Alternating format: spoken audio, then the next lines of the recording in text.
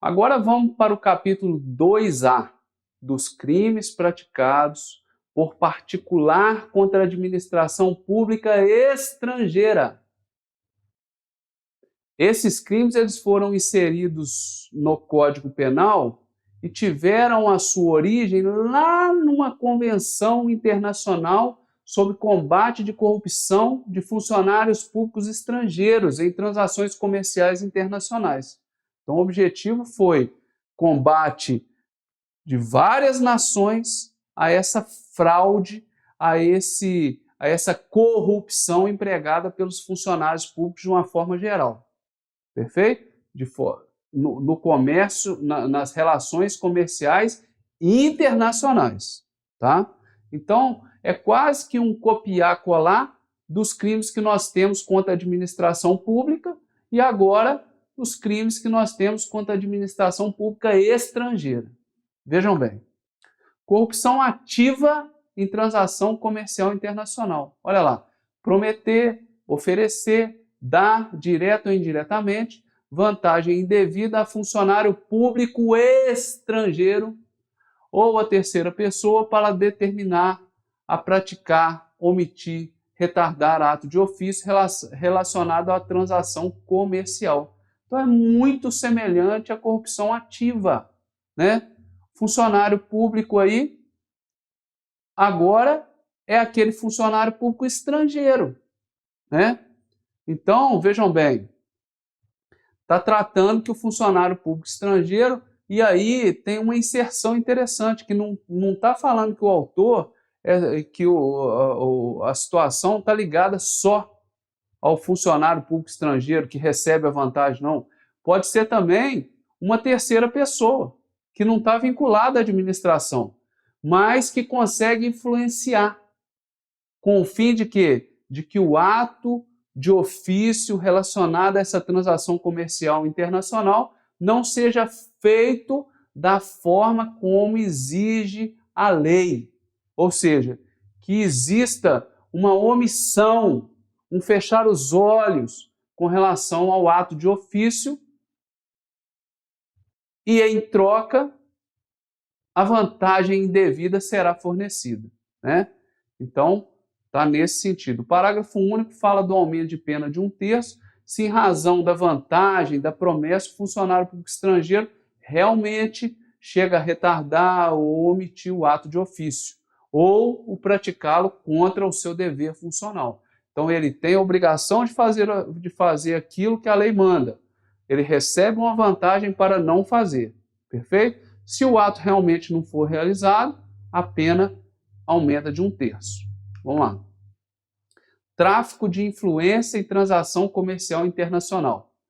Solicitar, exigir, cobrar, obter para si ou para outrem, direta ou indiretamente, uma vantagem ou uma promessa de vantagem a pretexto de quê? De influir, de inspirar, incutir em ato praticado por funcionário público estrangeiro no exercício da sua função, relacionado de novo à relação comercial internacional. Então é muito semelhante ao tráfico de influência que está lá no 332, né? Por isso que isso aí foi quase um copiar-colar, mas agora relacionado a essa transação comercial internacional, né? O agente, ele pode praticar de uma maneira direta ou indiretamente, mas ele pode também se valer de intermediários. Então, ele pode fazer diretamente ou valendo-se de intermediários para interferir, né, influenciar no ato praticado ao funcionário público estrangeiro. E aí está no sentido, tá, da mesma forma lá do nosso tráfico de influência, do 332, está no sentido de existir um pretexto. Eu quero uma vantagem, ou uma promessa de vantagem, veja bem, há pretexto de exercer influência. Então, isso aí, esse há pretexto de exercer influência, demonstra que existe uma desculpa, uma justificativa, uma motivação para eu receber a vantagem. Mas não é necessário que o agente realmente consiga assediar esse funcionário público para que ele pratique algum fato, tá? Agora, Se o funcionário, se o agente, na verdade, o autor do crime, falar que aquela vantagem que ele está recebendo, indevida, ilícita, também é destinada ao funcionário estrangeiro, aí a pena aumenta de metade. O que é o funcionário público estrangeiro? Né? Considera-se funcionário público estrangeiro, para os efeitos penais, vejam bem, quem ainda que transitoriamente ou sem remuneração, exerce o quê? Cargo, emprego, função pública em entidades estatais em representação diplomática de país estrangeiro. Ou seja, está trazendo o conceito de funcionário público estrangeiro, ele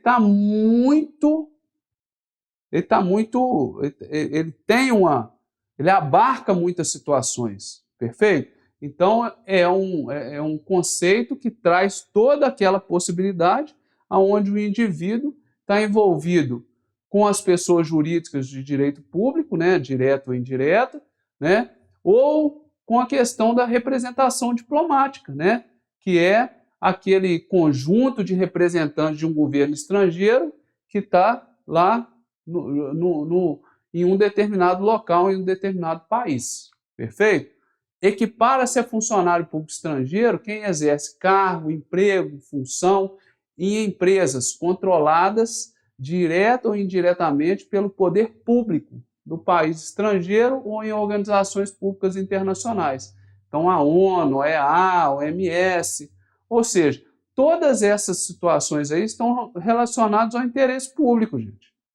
Então, se o camarada ele exerce alguma dessas atividades nessas empresas, nesses órgãos, nessas entidades que cuidam da sociedade em geral, né, que são atividades inerentes ao poder público, ele vai ser considerado um funcionário público estrangeiro e vai cair naqueles crimes que nós relatamos.